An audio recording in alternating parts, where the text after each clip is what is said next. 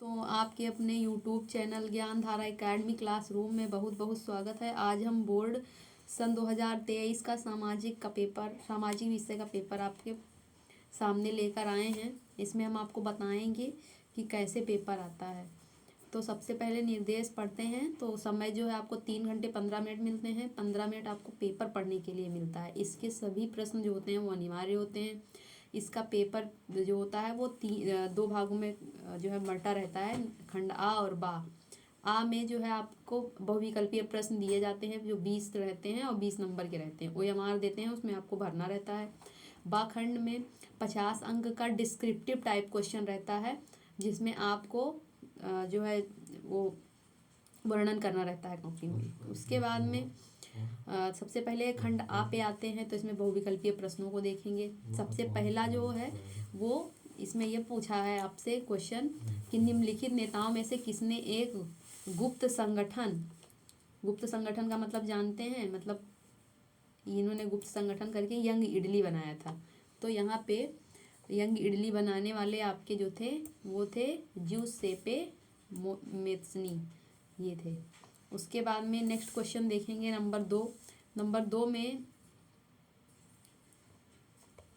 2 वाले क्वेश्चन में ये पूछा गया आपसे कि निम्नलिखित में से किसे 1871 में जर्मनी का सम्राट घोषित किया गया। तो कैसर विलियम प्रथम को जो है घोषित किया गया था। तो और 1789 में फ्रांस में किस प्रकार का शासन था। तो फ्रांस में आपका असीमित राजतंत्र था। ये रहा आपका बी आंसर हो जाएगा। उसके बाद में जो आपका क्वेश्चन नंबर 4 है,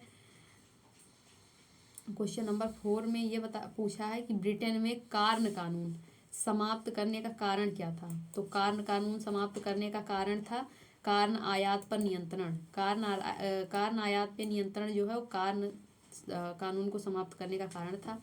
1944 में ब्रिटेन वुड्स सम्मेलन कहाँ आयोजित किया गया था। तो अमेरिका में इस सम्मेलन को आयोजित किया गया था। उसके बाद में क्वेश्चन नंबर 6 है आपका। क्वेश्चन नंबर 6 क्या कह रहा है। तो ये कह रहा है कि निम्नलिखित में से कौन सा विषय संघ सूची में आता है। तो संघ सूची ये संविधान का क्वेश्चन आपके हो जाएगा। तो संघ सूची का विषय में पूछ रहा है तो प्रतिरक्षा जो है वो आपके संघ सूची का विषय है। उसके बाद में श्रीलंका में कौन सा बहुसंख्यक वर्ग है। इसमें बहुसंख्यक वर्ग पूछा गया है वो श्रीलंका में। तो यहाँ पे आपका आंसर जो है वो हो जाएगा सिंगली आपका आंसर हो जाएगा सी आंसर। उसके बाद में 8वां क्वेश्चन पूछा है निम्नलिखित देशों में कहाँ संघात्मक शासन नहीं है। तो यहाँ पे संघात्मक शासन आपका बेल्जियम में नहीं है। ये रहा बी आंसर आपका हो जाएगा इसका। उसके बाद महात्मा गांधी का विचार था। तो महात्मा गांधी का विचार जो है क्या था। तो महात्मा गांधी जी का विचार था धर्म को कभी भी राजनीति से अलग नहीं किया जा सकता। धर्म को कभी भी राजनीति से अलग नहीं किया जा सकता है। तो आपका आंसर ए सही है इसमें। उसके बाद में क्वेश्चन नंबर 9 के बाद क्वेश्चन नंबर 10 पे आएंगे। क्वेश्चन नंबर 10 पे पूछा गया है निम्नलिखित में से कौन सा लोकतंत्र से संबंधित है। तो इनमें से सभी वैध शासन भी, पारदर्शी शासन भी, उत्तरदायी शासन भी, सब जो है लोकतंत्र से संबंधित है। उसके बाद में 11 नंबर क्वेश्चन पे आते हैं। तो निम्नलिखित में से किस राज्य में सीढ़ीदार मतलब सोपानी खेती की जाती है। तो आपको पता होना चाहिए कि ज्योग्राफी का क्वेश्चन है। तो यहाँ पे उत्तराखंड जो है ये सही आंसर है। निम्नलिखित में से कौन सी रबी फसल है। तो रबी फसल आपकी चना है। रबी, खरीफ, जायद ये तीनों मिला के हर बार पूछी जाती है। तो इसमें से आपको एक क्वेश्चन मिल जाएगा देखने को।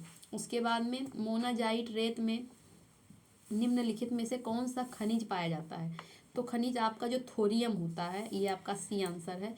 थोरियम जो होता है वो पाया जाता है। उसके बाद में क्वेश्चन नंबर 14 पे आएंगे।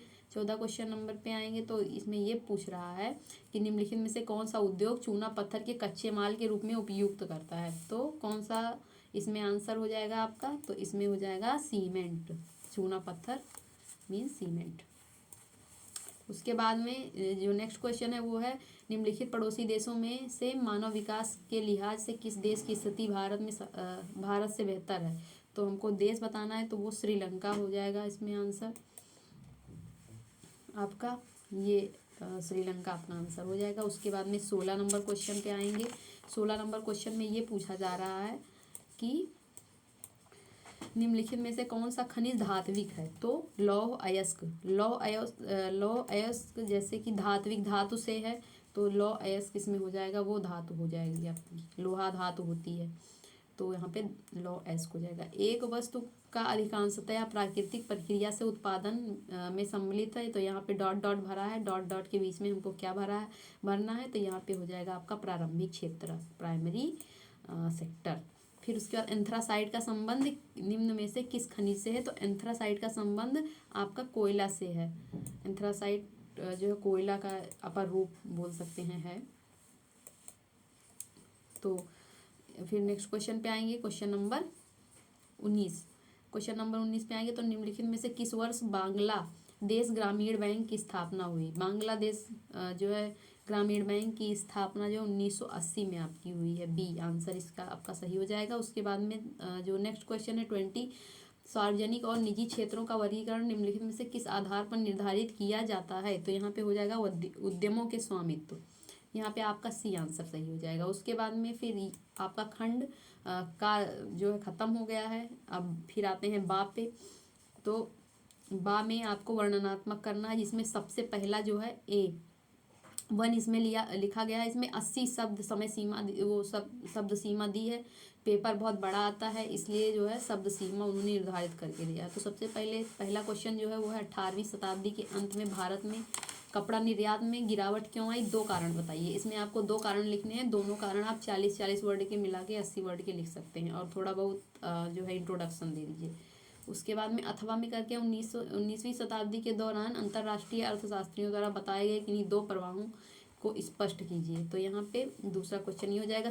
फिर दूसरा क्वेश्चन जो है वो ये हो जाएगा कि भारत में राजनीति क्षमता के विकेंद्रीकरण के पीछे की मूल सोच क्या थी, तो ये करिए। या फिर ये भारत में केंद्र और राज्यों के बीच में सत्ता के बंटवारे में किन्हीं 2 विशेषताओं का उल्लेख करिए। सब 4-4 नंबर के हैं, अगर आप अटेंड करते हैं तो आपको 4 नंबर मिलेंगे।